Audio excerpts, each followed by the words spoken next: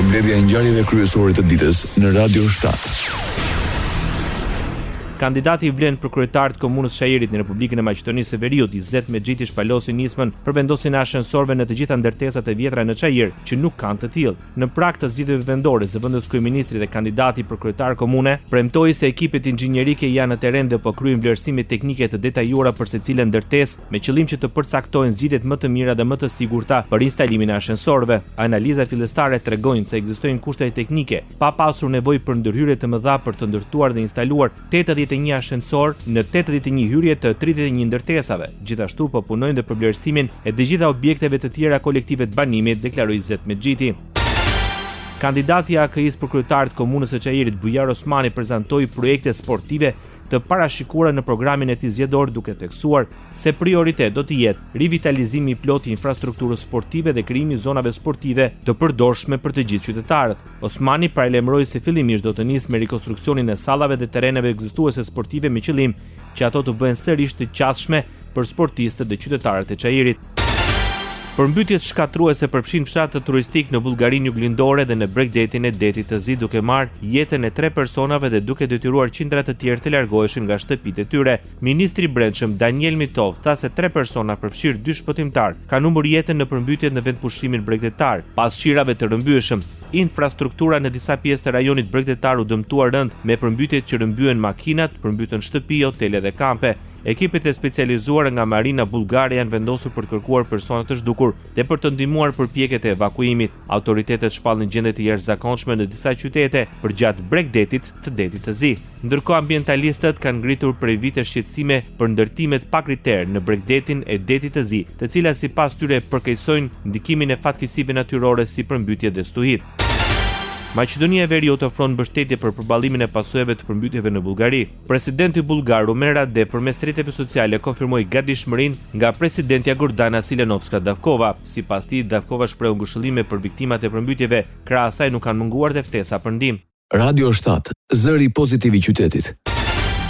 Florian Binaj është kandidati i opozitës për kryetari i Bashkisë së Tiranës. Kryetari i Partisë Demokratike në deklarat për mediat nga Selia Blu për krau kandidaturën e Binajt. Sali Berisha ftoi aleatët dhe opozitarët qytetarët të mbështesin si një kandidaturë që i bën der çdo qytetari dhe kryeqytetit në vend.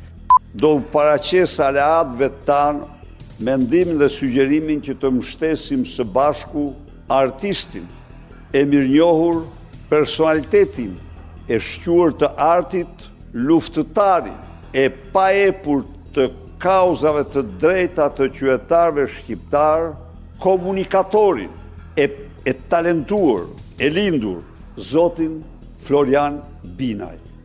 Deklarata e Berishës erdhi pas mbështetjes që i dha Adriatik Llapaj nga Shqipëria bëhet kësaj kandidature. Florian Binaj do të kandidojë përballë ministres aktuale të arsimit Ogerta Manastirliu. Kryeministri Edi Rama shprehur optimist për mbështetjen që gëzon kandidatura Ogerta Manastirliut për kryetarin e Bashkisë së Tiranës. Gjatë emisionit të tij në podcast Flasim, Rama tha se nga të gjitha anketimet dhe në të gjitha rrugët e testimit të opinionit, Manastirliu është kryetari i Bashkisë që shumica donte me diferencë nga çdo lloj emri tjetër që është testuar, ndërsa Ogerta Manastirliu falenderoi për besimin dhe e cilësoi kandidimin për Tiranën si një sfidë historike. Përgjegjësia që mua më është ngarkuar për të çuar përpara transformimin e Tiranës është një përgjegjësi që e mbaj mbi supe, jo vetëm. Skuadra ka rëndësi, suksesi është i skuadrës, nuk mund të jetë njeriut. Historia ime nuk është një histori e parashkruar, është një histori besimi. Patjetër nga ju që më keni njohur përmes punës, nga njerëzit me cilët kam punuar në shumë sektor dhe mbi gjitha nga qytetarët. Në Tiranë do të zhvillohen zgjedhjet e pjesme lokale më 9 nëntor, datë dekretuar nga presidenti Bajram Begaj edhe për bashkitë e Vlorës, Beratit, Matit, Pelenës dhe Cerrikut. Filloi në Shqipëri viti i ri akademik 2025-2026, rreth 20.000 maturantë zgjodhen në Universitetin e Tiranës për të ndjekur studimet. Këtë vit prioritet janë parë degët që lidhen me fushën e shëndetit, IT-s, inxhinierit në përgjithësi të ndjekura nga programet ekonomi financë. Janë plotësuar me rreth 100% kuotat në degët e mjekësisë, stomatologjisë, farmacisë, të arkitekturës dhe degët IT-s në Universitetin Politeknik të Tiranës. Kuotat gjithashtu janë plotësuar dhe tek Akademitë e Ministrisë së Mbrojtjes dhe të Rendit. Regjistrimet në publik janë 75%, ndërsa tek private 25%. Procesi i regjistrimit do të vijojë deri më 8 tetor, ku dhe përfundon raundi i dytë. Pas kësaj date do të ketë një javë tjetër regjistrimesh që konsiderohet raundi i lirë, ku maturantët që kanë mbetur pa një dek mund të regjistrohen tek fakultetet që kanë kuota të lira. 5.000 studentë në Tiranë do të mund të strohen në qytetin studenti. Në nisje të vitit të ri akademik, kryeministri Edi Rama publikoi foto nga godinat e reja. Këto godina kanë rritur kapacitetin e studentëve të akomoduar me rreth 700 vende më shumë se sa në vitin e kaluar. Mirëmëngjes dhe nga qyteti studenti, ku me nisjen e vitit të ri akademik do të akomodohen afro 5.000 studentë të Universitetit të Tiranës, rreth 700 më shumë se vitin e kaluar, shkruan Edi Rama në rrjetet sociale. Shtyhet me 2 vite zbatimi i taksës së re për pasuritë e paluajtshme që ishte planifikuar të hynte në fuqi në vitin 2026. Nga Ministria e Financave e Shqipërisë mësohet se po hartohet një projekt ligj tërësisht i ri, i cili do të miratohet në vitin 2026, ndërsa do të nisë të zbatohet bashkë me kadastrën fiskale nga viti 2028. Shtyrja vjen pas konsultimeve dhe përgatitjeve të nevojshme për të ndërtuar një sistem të ri taksimi, i cili do të bazohet në vlerën e tregut të pasurive të paluajtshme. Projekt ligji më parshëm i publikuar për konsultim publik në vitin 2023 parashikonte që taksimi i ri të fillonte për ndërtesat në vitin 2026 dhe për parcelat truallin e tokës bujqësore në vitin 2028. Mësohet se drafti i ri që po hartohet nuk parashikohet të ndryshojë koeficientet e taksës së ndërtesës për truallin dhe tokën bujqësore të propozuar në vitin 2023 që parafronin shkallën e taksës me vendet e rajonit. Kryeministri i Detyrës së Republikës Kosovës Albin Kurti, para inspektorëve të arsimit vlerësoi përpjekjet dhe angazhimin e tyre duke rikujtuar sfidat me të cilat është përballur ky institucion ndër vite. Ai tha se për një periudhë të gjatë inspektoriati ka funksionuar me vetëm 25 inspektor, një numër që sipas tij nuk përkon me nevojat reale të sistemit arsimor në vend. Ai tha se si rezultati i angazhimit të qeverisë dhe Ministrisë së Arsimit janë shtuar 22 inspektorë të rinj, të cilët do të forcojnë më tej praninë dhe mbështetjen në terren për institucionet arsimore në vend. E di mirë se inspektimi nuk është detyrë e lehtë. Kërkon profesionalizëm, ndershmëri dhe përgjegjësi. Por në këtë mision fisnik ju nuk jeni vetë. Qeveria do të vazhdojë të mbështesë me trajnime cilësore, me përmirësim të kushteve të punës dhe me vlerësimin që e meritoni. Sistemi arsimor dhe përparimi në arsim varet shumë prej institucionit tuaj që ju e përbëni. Aktualitet. Presidenti i Kosovës akuzoi presidentin e Serbisë Aleksandar Vučić se tentoi të prish samitin e Brdo-Brionit mbajtur në Durrës duke u drejtuar me arrogancë fyerje. Në një prononcim për mediat pas takimit, Vjosa Osmani nënvizoi se për çdo propagandë që Vučići synonte të prezantonte përpara pjesëmarrësve, ne si Republikë e Kosovës kishim argumente tona të fuqishme, argumente në anën së drejtës që janë fuqizuar dhe mbështetur nga e drejta ndërkombëtare nëpërmjet vendimeve të gjykatës ndërkombëtare të drejtësisë. Osmani tha se Kosova është për bashkëpunim rajonal, por se do ta mbrojë interesin shtetëror, sovranitetin dhe integritetin territorial. Dhe edhe pse Vučići kishte ankesa për paktin ton, për marrëveshjen e përbashkët Kosovë-Shqipëri-Kroaci në fushën e mbrojtjes, ai mori rikonfirmimin ton të përbashkët që kjo shënon një bashkëpunim që ka për qëllim mbrojtjen ton, dhe përgjigjja ime ishte që në tërë historinë e ekzistencës tonë si komb, ne asnjëherë nuk e kemi sulmuar askënd, asnjëherë nuk e kemi pushtuar askënd, mirë po gjithnjë e kemi mbrojtur dhe do të vazhdojmë ta mbrojmë vetveten dhe integritetin ton territorial. Presidenti i Serbisë, ndërsa nënvizoi disa prej mosmarrëveshjeve që pati me presidenten Osmani gjatë samitit, apeloi se rruga europiane është një rrugë strategjike për rajonin. Këtu nuk ka vende, përdoren vetëm emra, kështu që kjo është diçka që është një trashëgimi e mirë e këtij procesi. Kemi pak qasje të përbashkëta për zgjidhjen e problemeve në Ballkanin Perëndimor, tha nga Durrësi Aleksandar Vučić në një deklaratë për gazetarët.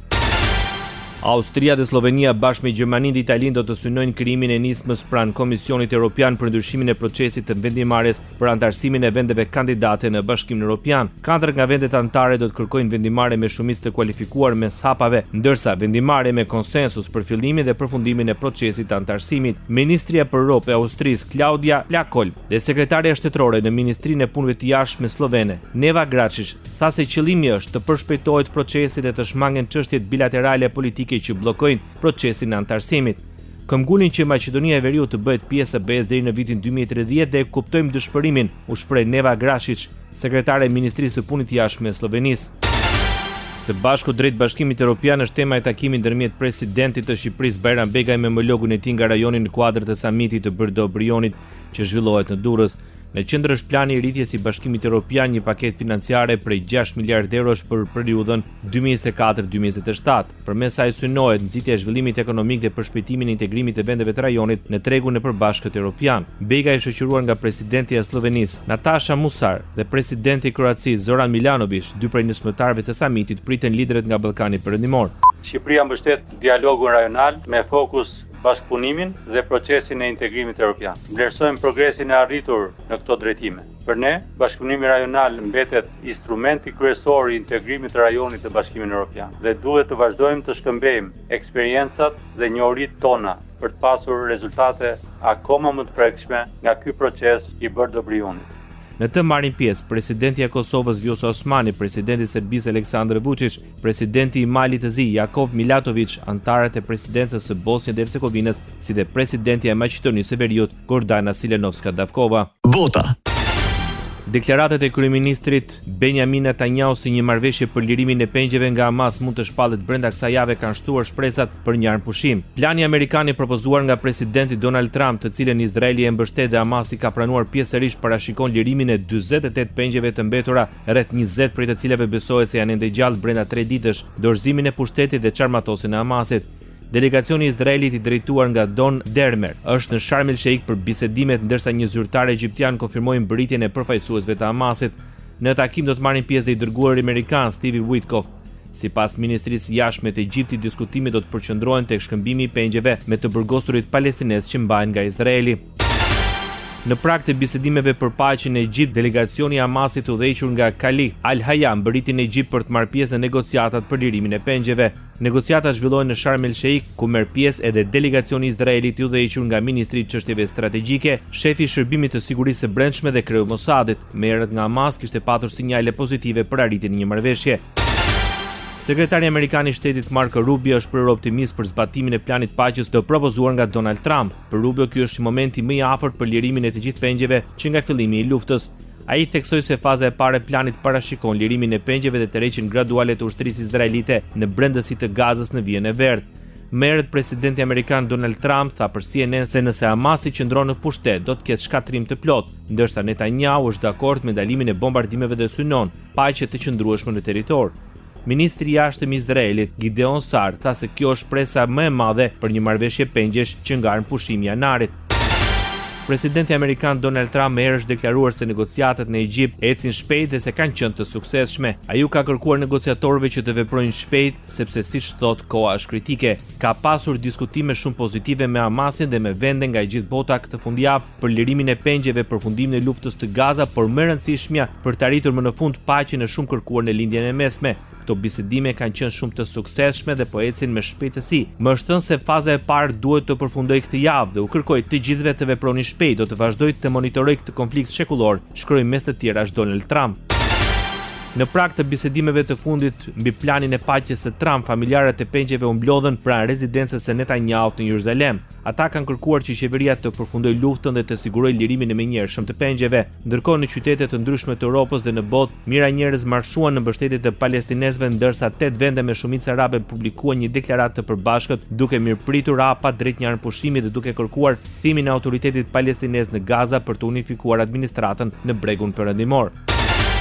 Kancelari gjerman Friedrich Merz paralajmëroi se Berlini mund të tërhiqet nga festivali i këngës në Eurovision që do të zhvillohet vitin e ardhshëm në Vjenë nëse Izraeli do të përjashtojë. Mendoj se është skandal kjo që po diskutohet. Izraeli përket atij vendi, tha Merz. Presioni mbi organizatorët e konkursit të këngëve është rritur prej disa javësh me disa transmetues përfshirë nga Spanja, Irlanda dhe Hollanda që kërcënojnë të tërhiqen nëse Izraeli nuk ndalohet të marrë pjesë, duke përmendur veprimin e ripin e Gazës. Eurovisioni i ardhshëm është planifikuar të zhvillohet në Vjenë në maj të vitit 2026. Ndoqët edicionin informativ të lajmeve në Radio 7, zëri pozitiv i qytetit.